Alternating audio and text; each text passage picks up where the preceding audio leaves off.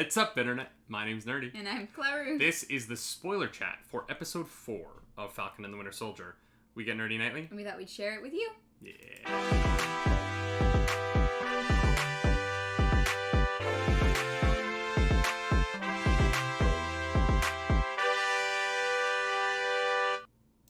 That is right. Full spoilers. So if you haven't seen the episode, please leave, because this episode has spoilers in it.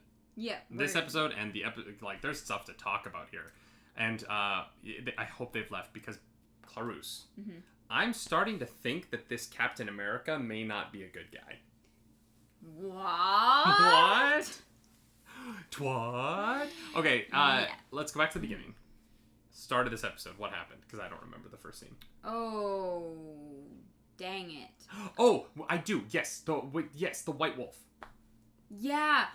Oh my god. So good. I remember walking away from the last episode and being like, I don't know if I said it in the spoiler chat. I might have, but I was like, they ended the last episode with random Wakandan person that we've never seen before. And I was like, oh, I recognize her clothing and her skin color. And I was like, yeah, okay, cool. That's a person. Yeah, we were all like, okay, yeah, now what? Yeah. And then it started off explaining that she was one of the people, or the person who helped Bucky break free of the Hydra, like, brainwash control. Yeah. And we see this incredible scene. Sebastian Stan crushed it, sitting around a fire with her saying the code words to get him to Winter Soldier up, and the moment of relief on his face when they don't work. Yeah. I read an article this week saying that Falcon and the Winter Soldier is not working for some people in segments like this, that it feels a little bit too chopped up. And this is one of those moments where I kind of agree with that. The putting her at the end of the last episode, just because we've never seen the character before, and just like the iconography of where she's from, I felt a little bit like, okay, cool, thank you, I guess. Whereas this I wish that this had been her introduction. Yeah, we were saying we wish we hadn't seen her face at the end of last episode, or that scene at all. Like, I wish that it had ended with him, like, grabbing those balls and, like, walking down an alley to credits. Yeah, something. Because having her appear there with no context and we have no idea who she is was very jarring. And it was an odd choice. Whereas, like, the beginning of this episode was so incredible that that's what we needed to tie those things together, and having a week in between, I think it was a poor choice. It was just interesting. It didn't. I don't think it had the effect on me that I wish it had. Yeah. As opposed to the beginning of this episode, where she is so cool. Yeah. And, like, that scene is so strong. And then when she returns later in the episode, she kicks so much ass. And I was like, oh, I love this new Dora Milaje character. I really, really, really hope that she is part of the team for Black Panther 2. Yeah, me too. Because she made such an impact on this episode. You talk about it for a sec. I want to make sure that we get her name, because I knew it, but I can't remember it. No, that's great. Because she's so good. Yeah, she kicked ass. The fight scene with it starts off with what is the group called? The Flag Smashers? No. Oh, the Dora Milaje. The Dora Milaje. Oh god. Adepero Oduye. Okay. I think is who it was. Well, we'll find the correct pronunciation of that. Nope. No. No, you keep talking. I'll find it. Oh, you're gonna find. Okay. The fight scene. Florence Kasumba. Great. Yes, Florence Kasumba is the Dora Milaje there. Oh, she's dope. Yeah, she's incredible. Is a different woman in that episode. Like, that fight scene with Captain America and Battlestar is his name? Yep. Battlestar, and because they're there to get Zemo? I was about to call him Zuko. That's incorrect. Yeah. They're there for Zemo, and, Falcon and Winter Soldier kind of, like, let it happen until it looks like they are legitimately prepared to kill these two men, where they step in to try to intervene. That line where Bucky's line where he's like, good job, John. Yeah. I was like... Here's the thing, Sebastian Stan got all the best one-liners. Oh, like, in this episode? Yeah. Oh, my God. Yeah. Hilarious. He's so funny. So that beginning scene was super impactful, and especially when they come back later on in the episode. We learned a lot about Carly Morgenthau. Yes. Names. We learned a lot about Carly this episode, including who the person was who passed away, who died, who that was to her, a savior in a sense, and a role model, community leader. Exactly. Yeah. And kind of what we got a better idea of her headspace. With this, that she is definitely not 100% sure that what she's doing is right. Because there was some wiggle room in there with conversations that were being had. Yeah, but we're also I think what was so interesting was getting to see her and Sam's interactions about her ideals, and then also getting to see Sam, Bucky, and Zemo's interactions about her ideals, and seeing the Zemo bring an outside perspective to the way in which her behavior is changing. Because I think that for her, it's hard to see when you're inside of it when you start to go off the deep end. And totally, there were some people when this show first premiered, the first few episodes, when you learned that the Flag Smashers are about like open borders and people being where they are, and like there are people who are like, why is she the villain of this series? And this episode answered that question in a way, because she isn't the villain. Her old tactics weren't the villain tactics, right? But she is starting to become a villain because she is starting to go down a path that I don't think she realizes she's on. But Zemo, having spent his life obsessing about superheroes and people with the serum and whatnot, he sees from the outside the direction that she's headed in, and the steps that she hasn't taken yet that she probably will. Yeah. And because of that, we see in the conversation between Sam and her at the funeral that she is at times slightly aware of the fact that she's going down a path that her past self probably wouldn't agree with, but she's on that path, and it's once you start down that path, it's so hard to get off of it. It's not an intentional thing, especially when you are the leader of a group of people who are also snowballing down that path. Even if you're the one leading the charge, you still have all that momentum of all those people behind you. And although the people behind her are not as far down as she is, right? Like, because we see at the end of the last episode when she blows up the thing, that the person in the car with her is not okay with it. Yes, but then we also saw that after that incident, the Flag Smashers gained more support. Sure. I'm just saying, like, the other super soldiers are not like, let's go kill people, and Carly's no. holding them back. She's the one who's like, we're gonna kill people, and the other guys are like, all right. Yeah. Sure thing, boss. It's definitely really complicated, which is why I'm enjoying this series so much. Because, Carly's cause is definitely a just one. Yeah, and Captain America, the John Walker Captain America, his cause isn't. And so what's fun about this show is that Sam and Bucky are between the American ideal of what's right. Yes. But is being upheld by a man who is in the wrong, versus the globalist ideal that is also in the right, but is being upheld by a super soldier who is starting to go down the wrong path. And so they're like truly rocking a hard place here, because both of the sides here have a lot of good intentions and a lot of bad actions, and neither side of the aisle is supportable kind of right now, right? Because you can't get behind Carly because she's willing to kill innocent people who just were refugees in order to make a point, and you can't get behind Captain America because he murdered someone in the street on video. Yeah. To be fair, that guy that was almost immediately following Hoskins' death, which I was shocked by. Yeah, I was like, yeah, I think that he'll die, and that'll be. I thought it would you be said that, and then I said no, they won't kill Battlestar. Yeah, there's no way. No, and then you were like, well, I thought that him dying. I thought him dying would be the inciting incident for him to take the serum, but I think the buildup of him taking the serum worked really well. And we called it last week. And from the beginning of this episode, it kind of felt like that's where this was going.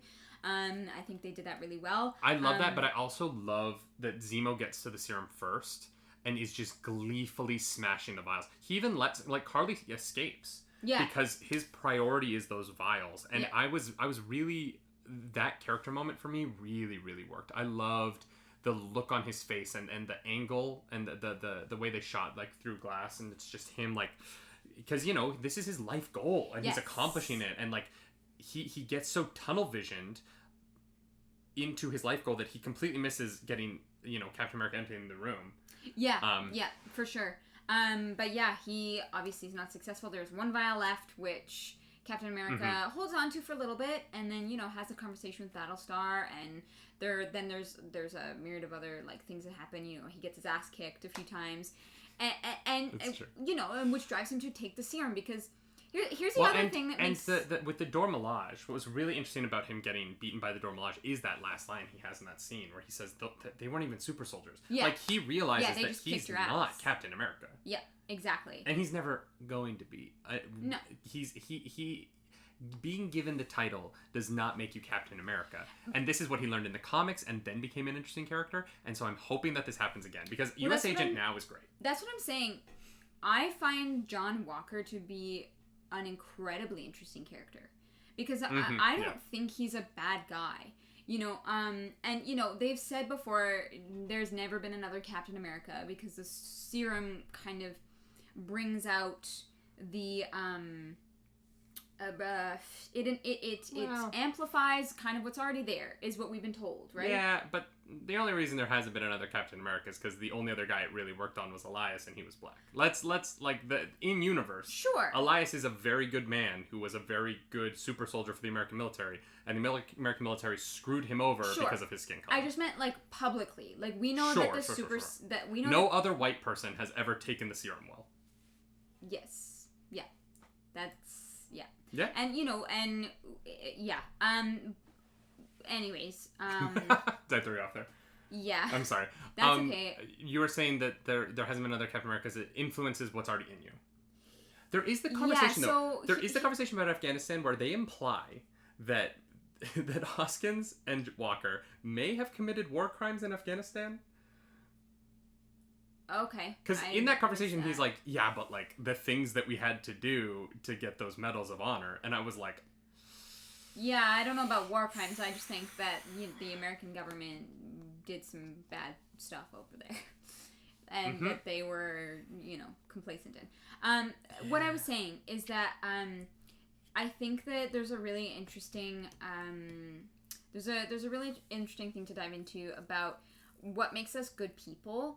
And not everybody is inherently good, or we're not all, like, perfect, and obviously Steve Rogers was never perfect, no. But here's the thing: John Walker seems to, from what they've showed us, have good relationships, and cares, and has made those choices throughout his life to maybe try and do the right thing, even if that's not what is even if, like, what am I trying to say? I'm trying to say that, like, what makes people good is not being born good. It's the choices they make and how they choose to go about their lives, as opposed to, like, having a good heart. And it's interesting that, like, he definitely has darkness in him, which why I find him so interesting is I have a feeling that he's probably tried really hard to fight that darkness, and has succeeded to a degree. Otherwise, he wouldn't have good relationships in his life. See, but here's my question: is John Walker a better person for this mission if he isn't Captain America? Because he has led men before. He's, like, Hoskins clearly trusts him implicitly in these situations and will follow his lead. Like, they seem to have a really good rapport. His rapport with his wife, or I'm assuming she's his wife from the locker room scene. He has a really good relationship with her. He doesn't seem like a mean person until he becomes Captain America and has the pressure of, you have to do this. And so he's like, all right, no matter what, no matter the means, I'm Captain America now. That's what I mean. It's all on him, and he takes that in the wrong way, rather than, like, he might have been the perfect soldier before that. It just...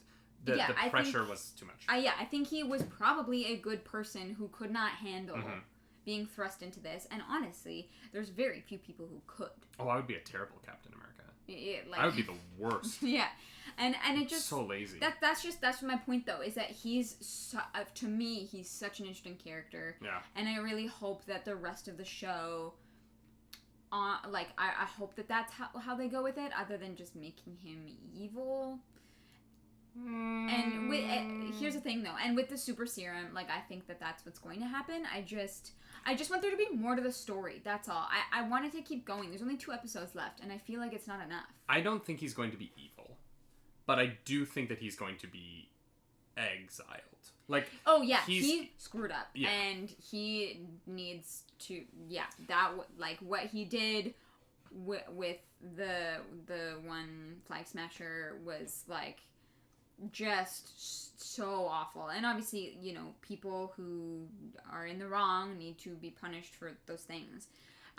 Here's the thing. I don't think that the American government would see what he did as wrong, except for the fact that it was filmed in public. Yeah. If he had done the exact same thing in private, the American military would have seen it as a victory against an opponent, right? Like, because he's a combatant. That guy's a super soldier combatant. They wouldn't see anything wrong with it. I think that it's going to be damage control because it's going to be public. Yeah.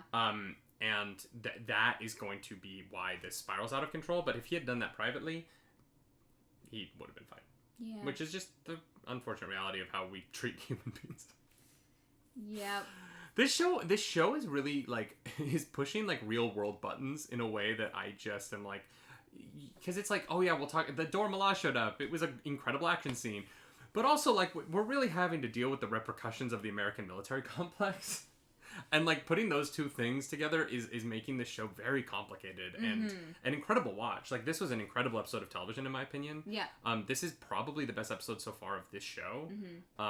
Just because motivations were interesting and characters were interesting and all the decisions were interesting and the fight sequences looked incredible. The Dora Milaje fight was remarkable. The moment where the member of the Dora Milaje shuts down Bucky's hand and it just falls off of his body, and he's just like, he's like, my son's like, right. Did you know that could happen? He's like, nah. No. So I don't know. Like, it was just, it was a really good episode of television. Because I was feeling a lot. I was in my feelings a lot. I was like, oh my god, like, I don't like Captain America. I don't like Carly. I like Zemo. Yeah. Like, oddly enough. Zemo's my favorite person in the show. Yeah. What is happening? You know, he got away. So we're gonna have to see where he's off to. The one more thing before we wrap up is your prediction about who is Power Broker. I think it's Sharon. I think that they're setting up Sharon. I think Sharon's gone. Sharon's broken bad a little bit, and she's going to be the Power Broker. I know a lot of people are saying this online. I'm throwing my hat in that ring. I don't know. The scene where she was, like, in that, like, weird room with her tablet of, like, satellite connection and whatever, I was like, oh no, Sharon. Yeah. Oh no. Yeah, I think you might be right. Also, the other actress I mentioned earlier in the episode when I was looking for the Dora Milaje's name, Adepero? I need to learn how to pronounce it. She plays Sarah, the sister of Sam. And bringing her back this way was really interesting, because I remember complaining in our spoiler chat for the first episode. I was like, I don't want to spend a lot of time on this boat, right? Like, it just felt like it was too far away from the problems of every other storyline. And the way that it's been threaded back in after not mentioning it for a few episodes, other than the weird phone call that Sam received while he was undercover because his phone was on for some reason. Turn your phone off when you're on an undercover mission, Falcon. Come on, bud. Yeah. Come on. I don't even have my phone on when I'm at dinner with friends, let alone when I'm undercover. Yeah. Bringing her back in this way is a much better use of the character, in my opinion. Yeah. And I appreciated the way that they did it, and I appreciate now what they set up in the first episode with his family in Tennessee, because I feel like we're getting, like, the right amount of it that isn't, like, taking away from the fact that this is, like, a globe-trotting adventure with, like, huge stakes. Yeah, for sure. And I'm curious to see how, obviously she's going to factor into the final 2 episodes, so I'm very curious to see how she's going to factor in, now that we know that Carly's, like, willing to threaten Sam's sister. Yeah, that was, there's definitely, like, Carly is definitely crossing lines, and it'll be interesting to see if, you know, there is any redemption for her. But also, like, what if the end of this series is that she's right? Well, that's the thing. Her cause, it makes a lot of sense. But I mean, for her as like a human, you know, is there any redemption for her, or does she just end up committing atrocities? I don't know. It's weird, right? Because like there's only 2 episodes left, so there isn't a lot of this show is asking really big questions about like how do you resettle people after something like the blip, and like there's no answer to that. There's no good answer to that question. In real life, it would be a disaster that like would take decades to work. You know what I mean? Like there's no like. And at the end of Falcon and the Winter Soldier, we figured it out. You know what I mean? There's no way to figure this out, right? Yeah, like, could you imagine if just, like, part of Canada just, like, started crumbling into the ocean and we had to move all those people into the rest of Canada? Well, it depends on which part of Canada. There's a lot of really empty parts of Canada. That's true. If the north half kind of falls away, there's a lot. There are people. There are people out there. I'm just saying, like, but there are a lot less people there to help save and relocate than like if Toronto crumbled into the lake. Yeah.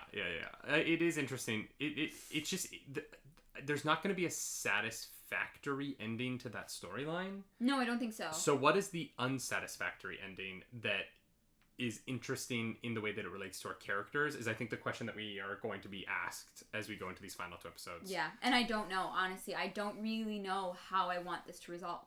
Yeah, because right now, I like Carly more than I like John. Yep. Like, I would take the Flag Smashers over Captain America right now. Yep. I'm on Team Bucky and Team Sam, but I'm on Team Zemo. Yeah. I am. I'm like, we don't need super soldiers. Like, you know. Yeah. I mean, this world does because they have Thanos, like, level threats, and, you know, Kang the Conqueror is probably on his way. But, check out Ant-Man Quantumania. I'm excited for that movie. Me too. I really hope that they get, like, a good Hulk Hogan joke in there. Just because of the title. But I do, right now, I'm on Team Sam and Bucky, but they haven't chosen a side. Yeah. But they seem to be the only people who are making decisions for, like, good reasons, and everyone else is making decisions that I'm like, that's a lot of murder. Questionable. We're getting real comfortable with the line where we do the murder. Yeah. So I don't know. I love how complicated the show is. I love how complicated it is. Because they're going further than I think the MCU has in the past. Mm-hmm. They're asking the kind of wartime questions that Iron Man played around, but never really dove into. Yeah. Iron Man just kind of went like, I'm not going to make weapons anymore. Problem solved, right? Whereas this is like getting more into the like, how do you actually have a military presence in this post-blip world? Like that's a tough... It's a mess. And the show is doing a good job of representing that. Mm-hmm. Yeah. While also telling really interesting stories about race and really interesting stories about like family and found family and chosen family and like the show is so complex. I love it. Yeah. It's so cool. Yeah, I can't wait for the next 2 episodes. I can't wait to see what Marvel does with it. Yeah. And I'm excited to see who they keep teasing a big Marvel MCU cameo in episode 5. So I'm excited to see who shows up. Wait, no, this was episode 5. No. There's 2 more. There's 6 episodes, right? Next week's episode 5. Right. I can't do math. But yeah, big cameo. I'm gonna guess that it is Rhodey comes back as War Machine. Oh yeah, okay, I could see that. Yeah. I'm gonna pick the most ridiculous. You know what? I think it's gonna be Iron Man's daughter. Morgan Stark. Morgan Stark. In the rescue outfit. In the blue armor. I think there's also potential that it's Chris Evans. You think so?